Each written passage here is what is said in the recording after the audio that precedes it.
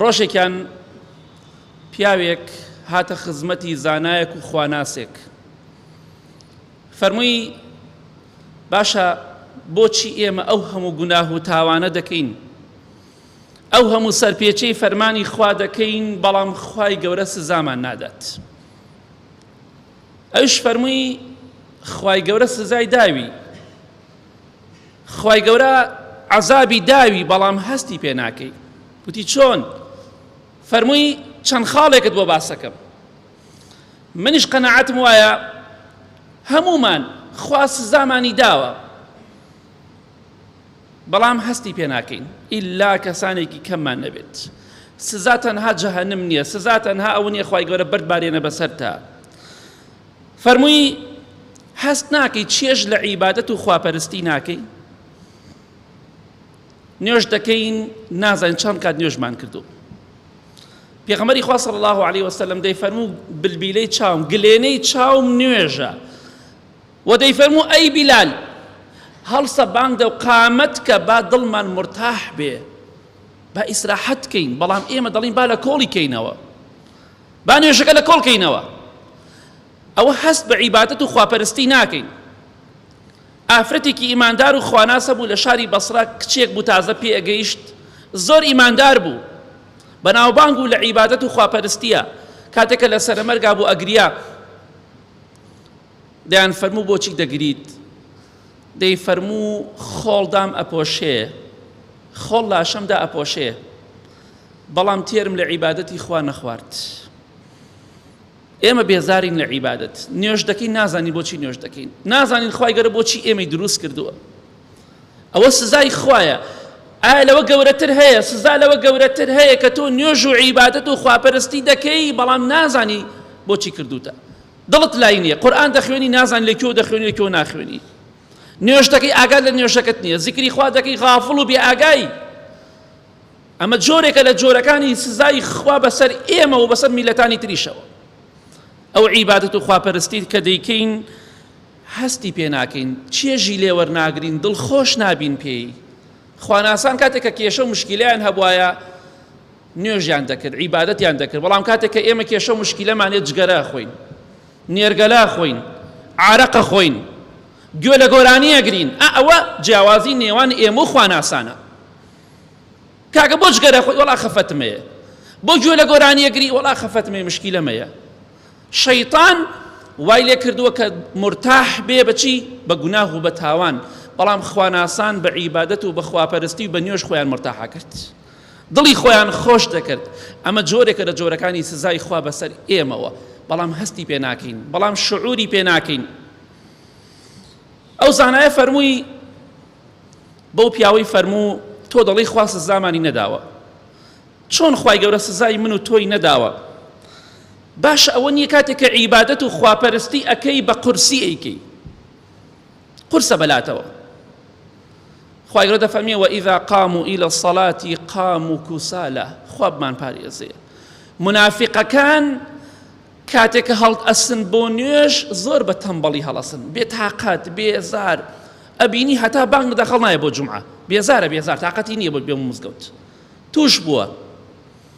هەڵسانی بۆ عیبادەتی خوا بە قورسیە، بە گرانیە. ئەمە جۆرێکە لە جۆرەکانی سزای خوا. کاتێک کە مەلائیکەی خوا سەلامی خوایان لەسەر لەبەر دەرگاکان ئەوەستن بۆ ئەوەی کە ئەوەی هاتە ژوور و ناوی دەنووسن، کە فەڵان کەس هاتووە بۆ مزگەوت، بەڵام ئەوانەی کە ئێستا دێن بۆ مزگەوت ناویان نانووسرێ. ئەمە لە تەقواوە نییە، لە ئیمان زەعیفیوەیە. کاتێک کە عیبادەت و خواپەرسی بەلایەوە قورسە، بە قورسی بۆی هەڵەسێ. جارێ زۆر با بانگکە بدات، خۆی مەحرومەکە لەوەی کە مەلایکە ناوی بنووسێ. ئەمە جۆرێکە لە جۆرەکانی سزای خوای گەورە بەسەر ئێمەوە ئەگەر هەستی پێ بکەین. سزا لەوە گەورەتر هەیە کە ئینسانی وایە لە 100 جومعە جارێ مەلایکە ناوی نانووسێت. کاتی دێ بۆ مزگەوت مەلایکە کتابەکانیان کۆ کردوتەوە بەداخەوە باش هەتا کەی بە خۆماندا ناچینەوە. پێغەمبەری خوا صلی الله علیه وسلم باسی ئینسانی خراپ و باش دەکات. هەر ئەوەندەی کە ئینسان ناو قەبردا جوابی مەلایکەی دایەوە دڵخۆشە بێت. ئەو کاتەشی کە پەنا بەخوا جوابی مەلایکەی نەدایەوە ئەو کەسانەی کە جوابی مەلایکە نادەنوێکی لە سیفەتەکانیان ئەمەیە. براکانم خوشکە بە ڕێزەکانم، بەخوا مردوەکانمان خوالیان خۆش بێ هەمویان بەهەشت و جەهەنەمیان بینیوە، چونکە پێغەمبەری خوا صلی الله علیه وسلم باسی دەکا ئەفەرمی ئەو کەسەی بەهەشتی بێ جێگای خۆی لە بەهەشتا بەیانی و ئێوارە پێشانەدەن، ئەڵێن فڵان کەس ئەگەر چاک نەبوویتە ئەمە جێگای تۆ بوو لە جەهەنەمە، ئەوی جەهەنەمیشی پێشانەدەن. ئەوەشی خراپ بێ جێگای خۆی بەیانی و ئێوارە لە جەهەنەمە پیشان ئەدەن، ئەڵێن فڵان کەس ئەگەر چاک و خواناس بوویتە ئەمە جێگای تۆ بوو لە بەهەشتا. بۆیە مردوەکانمان هەمویان بەهەشت و دۆزەخیان بینیوە، خوالیان خۆش بێ، پێشانیان دراوە، هیوادارم بەهەشتی بن ئینشاءڵڵا. خۆزگایەکێک لەوانە زیندوو بوایەتەوە هەنێ پرسیاری ناوگۆڕمان لێ بکردایە، خوا حاڵت چۆنە، بەهەشت چۆنە، دۆزەخ چۆنە، یەک تۆزێ بۆمان پێ ناسەکە. هەر ئەوەندەی کە ئینسان جوابی مەلایکەی پێ نەدرایەوە.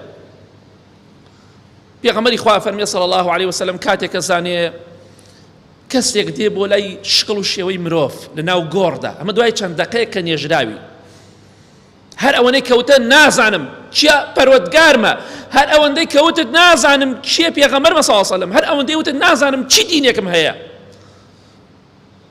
ئەفەرمێ کەسێک دێ بۆ لای دەم و چاوێ زۆر ناشرینی هەیە، ترسناک، جلێ ناشرینی لەبەردایە، زۆر ناشرین، بۆنێکی زۆر پیسی لێ دێت، دێ بۆ لای ئەڵێ جەزاکە الله شەڕەن، خوا پاداشتی خێرت باتەوە بە شەڕ و بە خراپە، تۆ کەسێک بووی كنت بطيئا عن طاعة الله سريعا في معصية الله فجزاك الله شرا.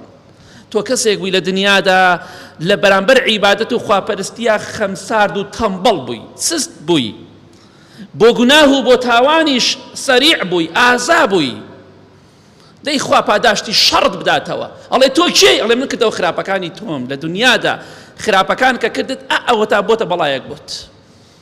ئەها هەر کەسێک سارد و سڕ بێ، خەمسارد بێ، تەمبەڵ بێ لە عیبادەتە، هۆکارێکە بۆی کە لەناو قەبردا عەزاب بدرێ و زمانی لاڵ بێ، جوابی مەلایکەی پێ نەدرێتەوە.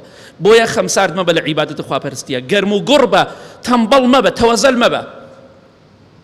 ئەوە سزای خوایە، ئەم سزای خوایە کە بەسەر ئێمەوەیە کە ئێمە عیبادەتی خۆمان پێ ناکرێ، لەناو جەهەنەمە پەنا بەخوا نوقممان دەکا و لەناو گۆڕیشا زمانمان لاڵ ئەکا بۆ جواب ئەوەی کە جوابی مەلایکە نەدەینەوە. ئەمە سزای خوایە لە دنیا پێش قیامەت. جا با بە خۆماندا بچینەوە لە عیبادەت و خواپەرستیە گەرم و گوڕ بین، تەمبەڵ نەبین. ئەو زانایە ڕەحمەتی خوای لێ بێ بە و پیاوەی فەرموو تۆ دەڵێی خوا سزامانی نەداوە، چۆن خوا سزای تۆی نەداوە؟ لە کاتێکا تۆ بۆ خێر و چاکە کەمتەرخەمی، خێر و چاکەت پێ ناکرێ، خەڵکی وایە دەگۆرانی بۆڵێ، بەڵام بڵێ وەرە دوو ئاەتم خوێن و نازانی بخوێنێتەوە. بۆ خێر و چاکە خراپە، بۆ گوناه و تاوان گورج و گۆڵ و قارەمانە، پاڵەوانە. ئەمە بەڕاستی ئەمە سزای خوایە بەسەر خەڵکەوە. بەداخەوە پێغەمبەری خوا صلی الله علیه وسلم بۆ نمونە دەفەرمێ هەموو ئینسانێک لە ڕۆژی قیامەتە لەژێر سێبەری خێر و سەدەقەکەی خۆیدایە. کاتێک کە تۆ لە دنیا خێر و سەدەقەت کردو، یارمەتی خەڵکی فەقیر و هەژارت داوە، بەڵام پۆز لێ نەداوە، نەکەوەی کە کیلۆی خەیارەکرێ و ڕسمێکی لەگەڵاگرێ بۆ بڵاوێکات، ئەوانە ناڵێم، ئەوانەی کە بۆ خوا دەیکەن و بەنهێنی لە ڕۆژی قیامەتە لەژێر سێبەری عەرشی خوای گەورە دادەبن ئەو کەسانە، چونکە لە پێناو خوادا خێرێکیان کردو بە دەستی ڕاست دەستی چەپیان پێی نازانێ.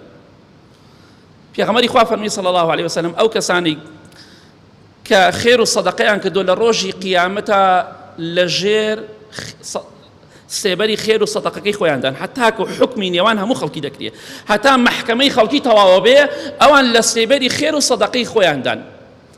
جاکات یەکێک لەو کەسانەی کەم حەدیسە ڕیوایەتەکە ئیمامی ئەبولخەیر ڕەحمەتی خوای لێ بێ، هەموو ڕۆژێک دوای بیستنی ئەم حەدیسە هەموو ڕۆژێک شتێکی دەبەخشی، ئەگەر نانێک بوایە، ئەگەر سەلکێ پیاز بوایە، ئەگەر هەر شتێک بوایە لە توانای دای بوایە، هەموو ڕۆژێک خێر و سەدەقەیەکی دەکرد بۆ ئەوی لە ڕۆژی قیامەتە لەژێر سێبەری سەدەقە و خێرەکەی خۆی دابێت.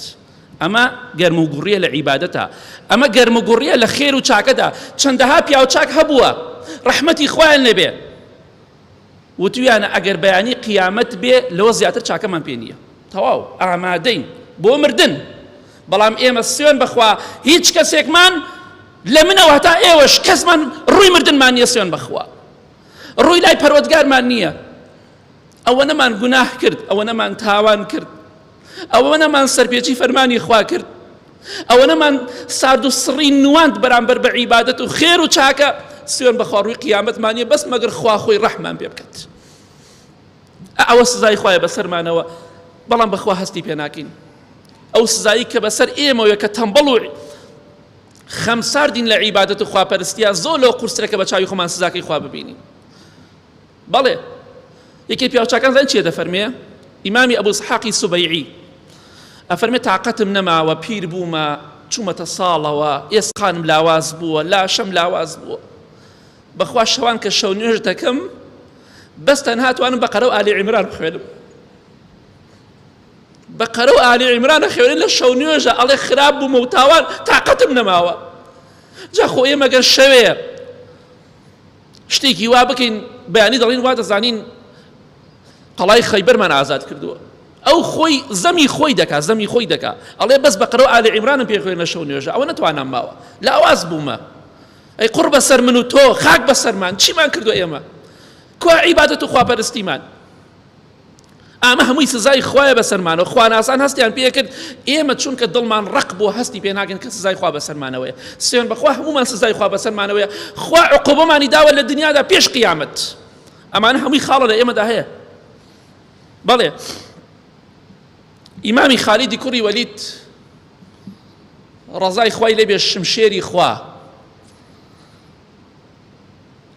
لە سەرمەرگا بوو پێشەوەی بمرێت ئەگریا قورئانەکەی بەرزە کردەوە دەیفەرموو شەغەلەنا عنکە ئەلجیهاد ئەی قورئانی پیرۆز بەهۆی جیهاد و لە پێناو خوادا بەهۆی جەنگ لە پێناو خوادا ئێمە مەشغوڵ بووین لەوەی کە بەپێی پێویست تۆ بخوێنینەوە بەڵام ئێمە دەڵێن شەغەلەنا عنکە ئەلجیهاز ئێمە دەڵێن ئەی قورئان ئەم مۆبایلە ئەم بەڵایە ئێمەی مەشغوڵ کردووە سوێن بەخوا یەکێک لە هۆکارەکانی خراپبوونی ئێمە و خەمساردی و تەمبەڵی ئێمە ئەمەیە هەنێ مام حاجی بینی مۆبایلێکی عادیان پێ شەو نوێژەکەن زیکرەکەن قورئانە خوێن شتەکەن بەڵام ئەو گەنجەکان ئەو حاڵەکەیانە ئەمە قورئانی لەبیر ئێمە بردوتەوە قورئانی لەبیر ئێمە بردوتەوە عیبادەتی لەبیر ئێمە بردوتەوە ئێمە جیهاد لە پێناو خوادا مەشغوڵمانی نەکردووە شەو نوێژ و عیبادەت و قورئان مەشغوڵمانی نەکردووە ئەم بەڵایە مەشغوڵمانی کردووە ئیلا کەسانێک لەبێ بۆ چاکە بەکاری بێن ئەوش زۆر بەکەمی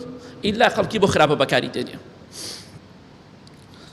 بەڵێ ئەو خواناسا بەو پیاوەی فەرموو خوای گەورە سزای داوی بەس هەستی پێ ناکەی ئەوە نییە چەندەها ڕۆژ بەسەر تا تێ ئەپەڕی قورئانی پیرۆز ناخوێنی دەی چەندێکمان قورئانمان خوێنە ئەمڕۆ دوێنێ و پێرێ چەند ڕۆژ بەسەرمانە تێ ئەپەڕی قورئان ناخوێنی پێغەمبەری خوا فەرمێ صلی الله عليه وسلم قورئان بخوێنن چونکە قورئان لە ڕۆژی قیامەتە شەفاعەتان بۆکە ئیمامی عوسمان ڕەزای خوا لێبێ دەفەرمێ ئەگە دڵەکانتان خاوێن بێ قەت تێ لە قورئان خوێندن ناخۆن ئیمامی عوسمان دەفەرمێ ڕەزای خوای لێبێ وەڵا شەرم لە خوا دەکەم ئەگەر ڕۆژێ قورئان نەخوێنم ڕۆژێک بەسەرما تێپەڕێ قورئانی تیان نەخوێنم ئەوە سزای خوا نییە بەسەرمانەوە بەس مانگی ڕەمەزان هەندێکمان قورئان دەخوێنین دوای 11 مانگە تاو کۆتایی دێ یا دێ بۆ مزگەوت چارێکی 20 دقیقە قورئان نەخوێنی ئەوی جومعە ئەیتر جومعە بۆ جومعە ئەوش هەموو کەسێک نا بەداخەوە ئەمە سزای خوایە بەسەرمانەوە خواناسان بەردەوام لە خزمەتی قورئاندا بوون ئیمامی عوسمان ڕەزای خوای لێبێ کاتێک کە شەهید کرا قورئانەکەی بەدەستەوە بوو ڕەزای خوای لێبێ بەڵام ئێمە کوا قورئان خوێندنمان کوا عیبادەت و چاکەمان ئەمە هەمووی سزای خوایە بەسەرمانەوە بەڵام هەستی پێ ناکەین وەلاکن لا یەشعورون وما یەشعورون خەڵک شعور و هەستی نەماوە زۆربەی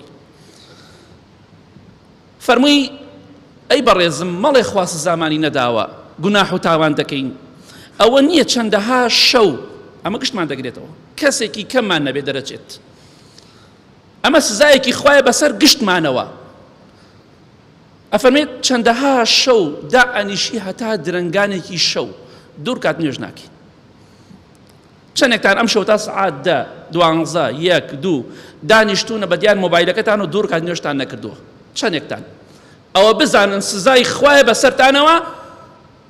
ئیمامی ئەبوو سولەیمانی دارانی دەفەرمێ ولولا الليل ما أحببت البقاء في الدنيا، والله أقل لبر شو نوێژ نەبێ هەر حەز ناکەم لە دنیادا بم، ئەوەندە دڵم خۆشە بە دنیا کە شەو نوێژ دەکەم، هەتا یەک و دوو شەو خەریکی ئەم بەڵایی ئەم مۆبایلە پیسە ئەم سەرەتانە، بەڵام دوور کات نوێژ ناکەیت، دوو سبحان الله و زیکری خوا ناکەی ئیلا مەگەر لە مۆبایلەکە بەرچاوت کەوێ.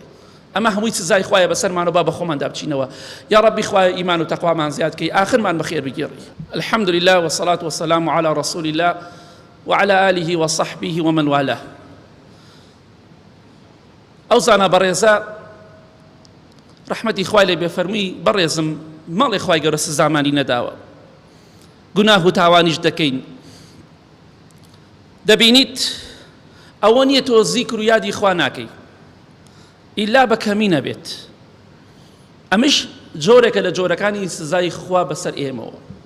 خوای گەورە دەفەرمێ، خوا بمان پارێزەی دەفەرمێ ولا يذكرون الله إلا قليلا. منافقەکان زیکری خوا ئەکەن بەڵام بە کەمی، نایکەن، ئەیکەن بەڵام کەم.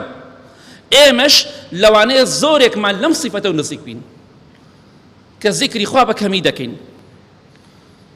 ئیمامی ڕەبیعی کوڕی ئەنەس ڕەحمەتی خوای لێ بێ دەفەرمێ علامة حب الله كثرة ذكره. بۆیە ئەفەرمێ یەکێک لە نیشانەکانی خۆشەویستی خوای گەورە ئەوەیە کە زۆر زیکری بکەی. بەڵام ئێمە چونکە پارەمان خۆشەوێ زۆر باسی پارەکەین، دنیامان خۆشەوێ زۆر باسی دنیاکەین، ئافرەتمان خۆشەوێ باسی ئافرەتەکەین، ئافرەتان باسی پیاوانەکەن، باسی سەیارە ئەکرێ، باسی زەوی ئەکرێ، باسی نازانم چی ئەکرێ. ئێمە خۆشەویستی خوا لە دڵمانە زۆر لاوازە، ترسی خوا زۆر لە دڵمانە لاوازە، لە هیچ ناگەڕێتەوە کابرا. ئەمە یەکێکە لە نیشانەکانی سزای خوای گەورە بەسەر ئێمە و کاتێک کە ئێمە زیکری خوا بە کەمی دەکەین. چونکە ئەگەر خۆشەویستی خوا بەڕاستی لە دڵمانە بوایە، خوای گەورەمان خۆشبیویستایە، زیکری خوامان زۆر دەکرد. ئەزانی خوا چی دەفەرمێ والذاكرين الله كثيرا والذاكرات أعد الله لهم مغفرة وأجرا عظيما. أو ژن و پیاوانەی کە زیکر و یادی خوا زۆر دەکەن، خوای گەورە ئەجر و پاداشتێکی گەورە، لێخۆشبوونێکی گەورەی بۆ ئەوانە داناوە. خوالیان خۆشە بێ، ئەجر و پاداشتی گەورەشیان بۆ دەنووسێ و پاداشتیان بە گەورە ئەداتەوە، چونکە زیکری خوایان زۆر کردووە، ژنن یا پیاون. بەڵام ئێمە وەکو منافقەکان زۆر بەمان زیکری خوا بە کەمی دەکەین. تەنها مەگە کاتی نوێژەکان یا کاتەکانی تەلەبین هەر چەندێتان زیکری بایەندا نەخوێناوە دەی. ئەمە لە تەقواوە نییە، لە ئیمان زەعیفیوەیە. ئەوە سزای خوایە بەسەرمانەوە کە زیکری خوا بە کەمی دەکەین. ئەو زانە ڕەحمەتی خوای لێ بێ فەرمووی بۆ پیاوە مەڵێ خوای گەورە سزامانی نەداوە، هەست ناکەی بەرامبەر بە نەفست زۆر لاوازی، ئەمە سزای خوایە بەسەرتەوە. نەفست پێتاڵێ خراپە بکە بەسەر چاو، ڕابێرە بەسەر چاو، زینا بکە بەسەر چاو، جگەرە بخۆ بەسەر چاو، گوێ لە گۆرانی بگرە بەسەر چاو، سەیری فیلم بکە بەسەر چاو، هەموو شتێک لە ژێر ئەمری نەفسی خۆتایی. خوای گەورەش چیت پێ ئەفەرمێ نەخێر ئیلا مەگەر کەمێکی نەبێت. خوای گەورە دەفەرمێ وأما من خاف مقام ربه ونهى النفس عن الهوى فإن الجنة هي المأوى. ئەوەی نەفسی خۆی بگرێتەوە لە خوا بترسێ جێگای بەهەشتە. گەورەترین جیهادیش پێغەمبەری خوا فەرمێ صلی الله عليه وسلم أن تجاهد نفسك وهواك في ذات الله. ئەوە گەورەترین جیهادە لە پێناو خوادا کە دژایەتی نەفسی خۆت بکەی لە پێناو خوادا. ئەو نەفسە پێت ئەڵێ بڕۆ زینا بکە، خیانەت بکە، تاوان بکە، تۆش لاوازی یەکسەر ڕێ بەسەر چاو بە قسەی دەکەی. بەڵام ئەمە سزای خوایە بەسەرتەوە کە نەفست زاڵە بەسەرتان نەک تەقواکە و ئیمانەکەت. ئەمری نەفست شەیتانە بەسەرتا زاڵە نەک ئەمر و فەرمانی خوای گەورە. ئەمە عوقوبەی خوایە بەسەرمانەوە، هەمووی سزای خوایە بەسەرمانەوە، دڵمان ڕق بووبەتە بەرد، بەڵکو لە بەردیش ڕقتر. شاخەکان تحملی قورآن ناکەن، ئێمە هەر زۆر بەلامان ئاسایی، گوێ لە قورآن ئەگرین تەواوە، هەر تێکیش ناچین، هەر بەلامان دڵشمان داناچەڵەکێ، چونکە ئیمانەکەمان زەعیف و دڵمان خاپوور و وێران بووە. ئەو زانایە ڕەحمەتی خوای لێ بێ فەرمووی تۆ دەڵی خوا سزامانی نەداوە، ئەی تۆ هەست ناکەی پارە و پولت زۆر خۆشەوێ، پارە و دنیات خۆشەوێ، ئەمە سزای خوایە. ناڵێن پارە هەر هیچ نییە، بەڵام بەو شێوەش نییە کە ئەمڕۆ خەڵکی باوشی پیا کردو، چونکە بەدەستی بەتاڵە ڕووی. پێغەمبەری خوا فەرمێ صلی الله عليه وسلم یاخوا لوتی بە قوڕا بچێ تعیسە و عبد الدینار عبد الدرهم، دەفەرمێ تعیسە وانتەکەسە وإذا شیکە فەلەن تقیشە. یا ڕەبی لوتی بە قوڕا بچێ سەری شۆڕ بێ، پێغەمبەری خوا فەرمێ صلی الله عليه وسلم دوعای لێکە بۆی بە هیلاک بچێ، ئەوەی کە عەبدی دینار و دەرهەمە، یاخوا سەر شۆڕ بێ ئەگە دڕکێ چوو بە شوێنێکیدا یا ڕەبی خوایە کەسێک نەبێ دڕکەکەی بۆ دەرکا، شتێکیش نەبێ پێی دەرکا، ئەو دڕکە ئازاری بدە. ها پێغەمبەری خوا صلی الله عليه وسلم بۆ عەبدی دینار و دەرهەم چی دەفەرمێ؟ دوعایان لێ دەکا خوا سەر شۆڕ و ڕسوایان بکە، زەلیلیان بکە، لوتیان بشکێنێ. ئەوانەی کە عەبدی دینار و دەرهەمن لە پێناو پارەدا هەموو شتێک دەکات. ئەمە سزای خوایە بەسەرمانەوە کاتێک کەسێک لە ئێمە خۆشەویستی دنیا وامان لێ بکا لە گوناه و لە تاوان لە حەڵاڵ و حەرام هیچی جیاوازی نیە لە ئێمە، بەس دەستم کەوێ غەشە درۆیە فڕ و فێڵە کێشەنی بەس پارەم دەستکەوێ. ئەمە عەبدی دینار و دەرهەمە. پێغەمبەری خوا صلی الله عليه وسلم دوعای بۆ کردووە کە خوا بە هیلاکی بدات، دوعای لێ کردووە. بۆیە خۆشەویستان ئاخر خاڵ فەرمووی ئەمە سزای خۆیە بەسەرتەوە، بەڵام هەستی پێ ناکەی. کاتێک کە ڕەمەزان چەندەها ڕەمەزان بەسەرتا تێپەڕی، بەڵام بە جوانی بەڕێت نەکرد. ڕەمەزانی ئێمە چۆنە؟ بە ڕۆژ بە ڕۆژوو دەبین، بە شەو فلیم بە فلیم بەسەرەبین، گۆرانی، دۆمینە، کڵاوێن، سێڕسکێن، نۆڕسکێن، کۆنکان. ئەمە حاڵی ئێمەیە. پەیوەندی ناشەرعی ئەڵێ بە ڕۆژم شەو قسە لەگەڵاکەم لەگەڵ ئافرەتەکە، ئافرەتەکە لە شەو قسە لەگەڵ پیاوەکە بە حساب بە شەو حەڵاڵە، بە ڕۆژ حرامە بەس بە شەو حەڵاڵە بە حسابی ئەو. ئەوەی کێشەکە ئێمە ئەمجا تەراویحەکە ناکە لەبەر فلیم. بەخوا چەندەها کەس لە مزگەوتدا پرسیارم لێ کردووە بۆ نایە بۆ تەراویح وتی وەڵا لەبەر فلیم نایە، فڵان فلیم نایە. ئەمە سزای خۆیە بەسەر خەڵکەوە. نوێژەکەی تەواوەکە تەراویحەکە کوێ زوو تەواو بێ با بچم بۆ وێ، دوایەوە کاکە بچۆ بازاڕێکی چای خەری چای خواردن و دۆمینەکردنە. ئەوە حاڵەکەی ئێمەیە. ئەمە ڕەمەزانمان بەم شێوە بەڕێ کرد. ئەمانە هەمووی سزای خۆیە بەسەر ئێمەوە. هەستمان پێ نەکردووە با بە خۆماندا بچینەوە ئاگامان لە خۆمان بێ، خوای گەورە لە ناو قەبریشا سزامان نەدا لەسەر ئەم کەمتەر خەمی و خەمساردی ئێمە، بەس بڵێ بەهەشتین، بەس بڵێ ئێمە ئەهلی بەهەشتین. پێغەمبەران سەلامی خوای لەسەر بێ لە جەهەنەم ترساون، تۆ ناترسی؟ ئیبراهیم سەلامی خوای لەسەر بێ خۆشەویستی خوا بوو، دەیفەرموو وەلا تخزینی یەومە یوبعەثون، خوای لە ڕۆژی قیامەتا سەرشۆڕم نەکەی. خوایە ئیبراهیم سەلامی خوای لەسەر بێ ترسی ئەڵێ خوایە سەرشۆڕم نەکەی، وەڵام من بەهەشتیم. هەی گۆم ڕای سەر لێ شێوە، ئەی ئەوە شەیتان مامۆستای تۆی بۆ قسانە دەکەی. والله سوێن بەخوا یەکێک لە پێغەمبەران نەوێرا بڵێن بەهەشتیم، زاتی نەکردووە تۆ دەڵێ من بەهەشتیم، یەک سەحابە نەوێرا بڵێن بەهەشتیم. هەمووی ترساوە کە جەهەنەمی بێ لە کاتێکا مزگەێنی بەهەشتیشیان پێدراوە. وەڵام من بەهەشتیم خەوم بینیوە، شەیتان ئیبلیس هاتۆتە خەوی تۆ بەهەشتیت. ئیبراهیمیش دەفەرمێ خوایە زەلیلم نەکەی. یوسف پێغەمبەر سەلامی خوای لەسەر دەفەرمێ تەوەفەنی موسلیمە، خوایە بە موسڵمانی بمرێنی، خوایە گیان بە موسڵمانی بمرێنی. تۆش دەڵێ من بەهەشتیم؟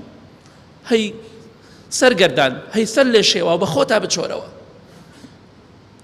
اللهم اغفر للمؤمنين والمؤمنات والمسلمين والمسلمات الأحياء منهم والأموات من أهل السنة والجمعة والجماعة.